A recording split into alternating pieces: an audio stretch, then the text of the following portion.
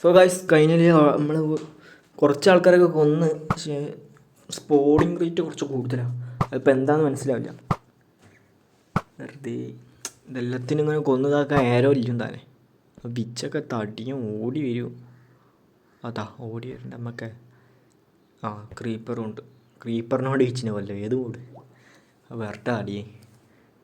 എന്തൊക്കെയോ പാർട്ടികളൊക്കെ ഇട്ട് വരുന്നുണ്ട്. മറ്റേ സാധനം ഇട്ട് ആരെ ലൈഫിൻ്റെ സാധനം ഇട്ട്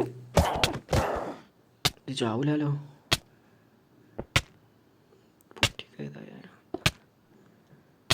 ഫുഡ്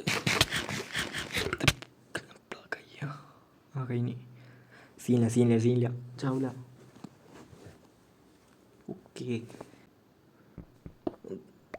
ഓക്കെ